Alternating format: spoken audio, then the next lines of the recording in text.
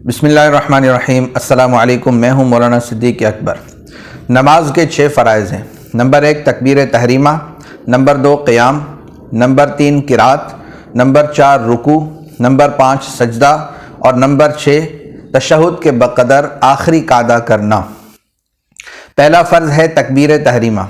तकबीर तहरीमा के सही होने के लिए शर्त यह है कि खड़े होने की हालत में तकबीर तहरीमा कही जाए। अगर खड़े होने की हालत में तकबीर तहरीमा नहीं कही, मसलन आजकल लोग इस तरह करते हैं कि जब इमाम रुकू में चला जाता है तो जल्दी जल्दी इमाम के साथ शरीक होने के चक्कर में वो झुकते हुए तकबीर तहरीमा कहते हैं। याद रखें, इस तरह तकबीर तहरीमा अदा नहीं होगी और उनकी नमाज भी दुरुस्त नहीं होगी। नमाज का दूसरा फ़र्ज़ है क़ियाम। जिन नमाज़ों को खड़े होकर पढ़ना ज़रूरी है, मसलन तमाम फ़राइज़, वितर और फजर की सुन्नतें, इनको खड़े होकर पढ़ना ज़रूरी है। इनमें क़ियाम फ़र्ज़ है और नवाफिल में चूँकि बैठकर पढ़ना जायज़ है तो लिहाजा उनमें बैठना जो है वो क़ियाम के कायम मकाम हो जाता है।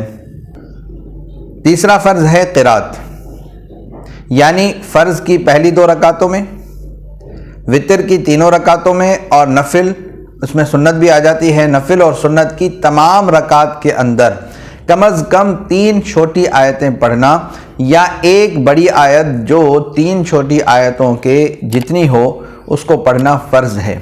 याद रखें, कहीं से भी 3 आयतें छोटी पढ़ना, ये किरात इतनी बक़दर फ़र्ज़ है। फिर किरात के अंदर 2 वाजिब आ जाते हैं, यानी किरात को 2 हिस्सों में तकसीम करना, एक सूरह फ़ातिहा और सूरह फ़ातिहा के बाद जो है कोई और सूरत छोटी या किसी बड़ी सूरत का कुछ हिस्सा पढ़ना, ये अलग से एक वाजिब है। तो ये 2 वाजिब हैं, इसका ज़िक्र वाजिबात के बयान में इंशाअल्लाह आएगा।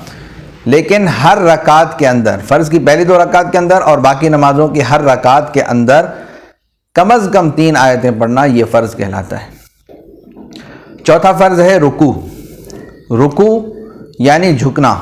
इतना झुकना कम अज़ कम ज़रूरी है कि हाथ घुटनों तक पहुंच जाएं, कम अज़ कम इतना झुकना है। वैसे रुकू का सुन्नत तरीका इंशाल्लाह बाद में बताया जाएगा कि अच्छी तरीके से बंदा झुके कि पीठ जो है वो बिल्कुल बराबर सीधी हो जाए। और 5वां फ़र्ज़ है सजदा करना। हर रकात में 2 सजदे करना फ़र्ज़ है। सजदा करने के अंदर पेशानी रखनी है ज़मीन पर, पेशानी रखना लाज़मी है।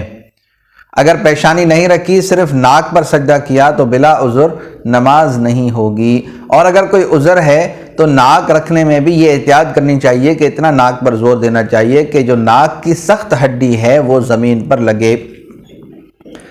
इसी तरह कोई बंदा सजदा करता है, एक सजदा किया, फिर सजदे से पूरी तरह नहीं उठा, थोड़ा सा उठा और दोबारा दूसरे सजदे में चला गया, तो ये 2 सजदे नहीं हुए बल्कि एक सजदा हुआ, उसकी नमाज दुरुस्त नहीं होगी।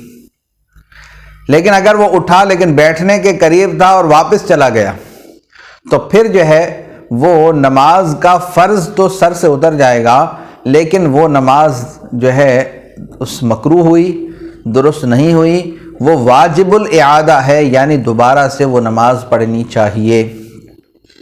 सजदा किया, सजदे के अंदर जो है वो पैर ज़मीन पर रखना, ये ज़रूरी है।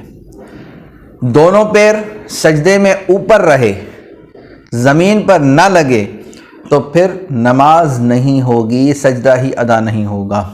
और अगर एक पैर रखा, दूसरा ऊपर उठा रहा तो नमाज हो जाएगी, लेकिन ये अमल करना मकरूह है। सजदे के अंदर कोशिश करके दोनों पैर और दोनों पैर की उंगलियां ज़मीन पर रखना ज़रूरी है। और सजदा किसी ने अगर फोम पर किया या किसी रुई पर सजदा किया तो फिर जो है वो थोड़ा दबाकर सजदा करे, सर को थोड़ा ज़ोर से ज़मीन पर लगाए, इतना दबाए कि और मज़ीद दब ना सके। छठी चीज़ है तशहुद के बक़दर आखिरी का अदा करना, यानी आखिरी कादे में इतनी बक़दर बैठना कि जितनी बक़दर अत्तहियात मुकम्मल की जा सके। अल्लाह तबारक व तआला से दुआ है कि अल्लाह ताला हमें समझने और अमल करने की तौफ़ीक़ अता फ़रमाए। अस्सलामु अलैकुम व रहमतुल्लाहि व बरकातुहू।